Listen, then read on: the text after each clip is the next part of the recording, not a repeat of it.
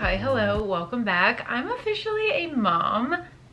That's crazy. It is so crazy. I am 3 weeks postpartum today, and the last video that I filmed was a vlog leading up to my scheduled induction and giving birth to a baby boy. And so it's been some time now. He's here. I had a really great and what I would say positive labor and delivery experience. So I wanted to share my birth story. I know for me, I really enjoyed hearing other positive birth stories leading up to my due date and my experience, especially as a first-time mom, not knowing what to expect. You hear so many horror stories going into things like this and along the way, which I 1000% get. Not everything is going to be perfect, but I was definitely nervous about giving birth and going into everything, and my experience could not have been better, and I just have such a good sentiment around it. So baby boy was born on July 18th. I, if you remember from the vlog, had a scheduled induction on July 17th. So I ended up going in at 9 p.m. It was supposed to be at 7 p.m., but they called us as we were literally walking out the door, said they were pretty busy, and asked if we could come in at 9, which who would have thought? Obviously, hospitals don't operate on 9 to 5 schedules, but I guess in my mind, like, I never thought an induction would be scheduled that late. So 9 p.m. we go to the hospital. The initial thought was that I would get started on misoprostol that night, which softens your cervix, and then Pitocin the next morning, so the morning of the 18th. However, when I got there and they checked me, I was 2 centimeters and 80% effaced. So we ended up skipping the misoprostol because I didn't need it and going straight to Pitocin, with the idea being that we were going to keep things low and slow. So they started me on the lowest dose of Pitocin. I was already having contractions when I got there and they hooked me up and were monitoring. I wasn't feeling them though, which I guess was nice. Like, I wasn't in any discomfort or pain when I arrived at all. I felt normal. But they got me started on the Pitocin, the lowest dose, around 11:30 p.m. And with this being my first baby, it was, obviously a little hard for them to say when they thought he might be here. It was estimated that it would probably be like by dinner time on the 18th. But things moved pretty quickly. My body was ready. The doctor on call even said that if I didn't have the scheduled induction, her guess was that I would have come in that night or by morning on my own. So 11:30 p.m. we get started on the lowest dose of Pitocin. I was on that for about 2 hours, and then they came in and they bumped it up to the next dose. So that, I believe, was 4 milliliters an hour, I think is the dosage. I could be wrong, so don't quote me on that, but I know it went from 2 to 4. Within, I would say, 30 minutes, I started feeling pretty uncomfortable. At first, I thought like I just had to pee really bad, and I was hooked up to the IV, so every time I needed to go up or get up to go to the bathroom, I had to get Chris to help me because I had this huge IV thing connected to my arms. So I would go to the bathroom and then I would come back, and eventually it just got to a point where I was like, yeah, it's not because I have to go to the bathroom. And I was having really intense contractions. I was definitely experiencing discomfort, and it wasn't great. I'm not gonna lie. Was it as bad as I thought? No. But I definitely was uncomfortable. So I had a conversation with the nurse when we first got there. She asked, was I planning on doing an epidural? I said, absolutely. And we had kind of chatted that the goal would be to wait until I was at least 4 centimeters dilated before I got the epidural. With it not even being 3 hours since we had started Pitocin, I had no idea where I would be, but I definitely didn't think that I would have been ready for the epidural. I still called just because I was in so much discomfort. I didn't really know what else to do. So I wasn't asking for the epidural. I was just like, hey, I'm uncomfortable. I don't know what to do. By the time she came to the room to check in on me, I was in the bathroom throwing up, which she said was a sign that I probably had dilated pretty quickly. So when they checked me, I was at about a 6. I say 6 because one person checked me and said I was like a 5, and then somebody else said I was a 6. So I was in the 5 to 6 range in dilation. And it was decided then that I would definitely move forward and go ahead and get the epidural. So I got the epidural around 3:30 in the morning. And that experience was not bad either. I feel like people really hype it up. Is it uncomfortable? Yes. Was I in pain? No. I was more worried about moving because at that point my contractions were so intense. But it ended up being fine. The nurse that I had was amazing. She gave me a pillow to hug. I obviously had to like curl up and bend over a little bit. She let me put my head like on her chest.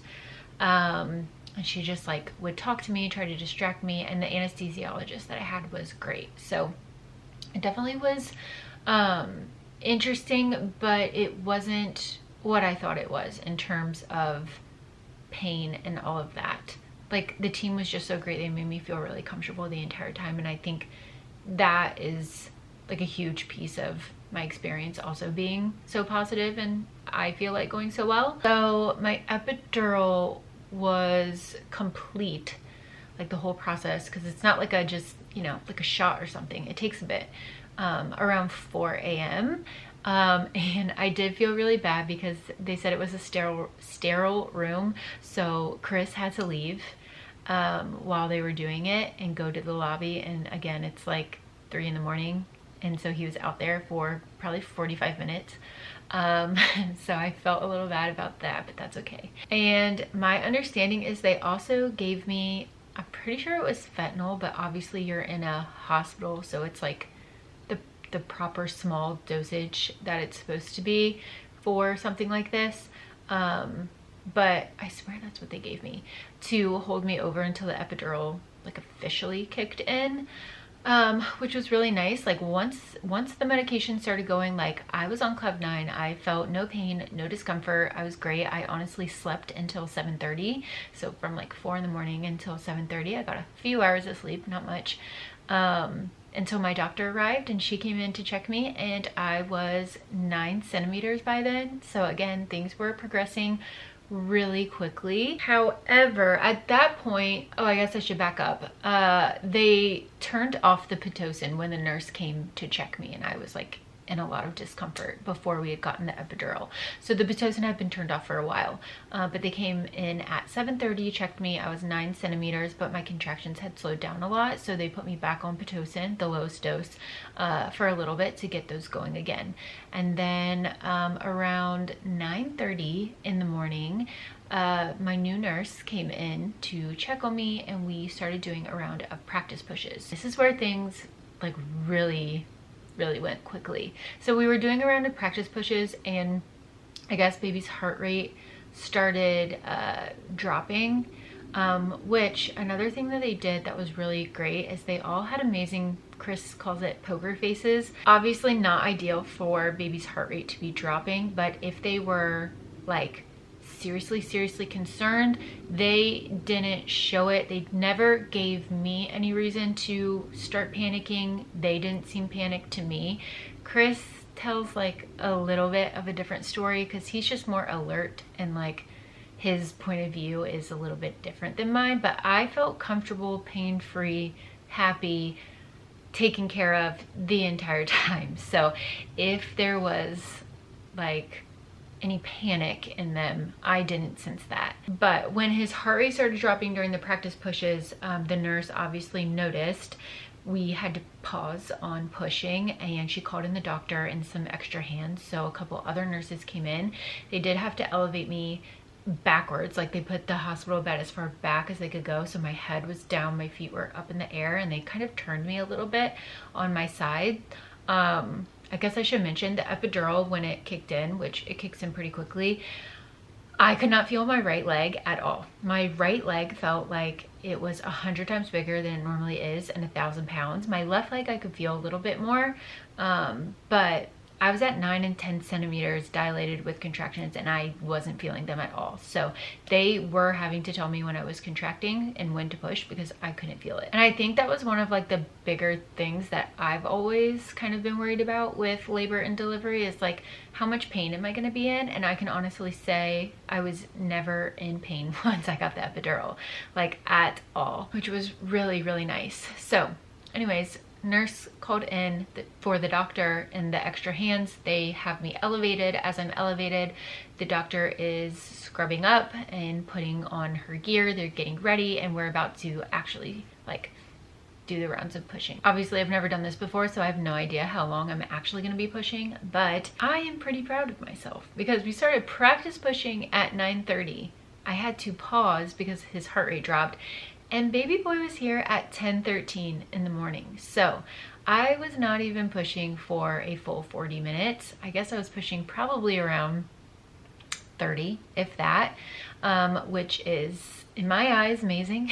I was really like happy about that. I could not believe that, like in the moment and looking back, like could not believe it. And I know that is accurate because we have timestamps of when we had texted people, and I obviously know when he was born.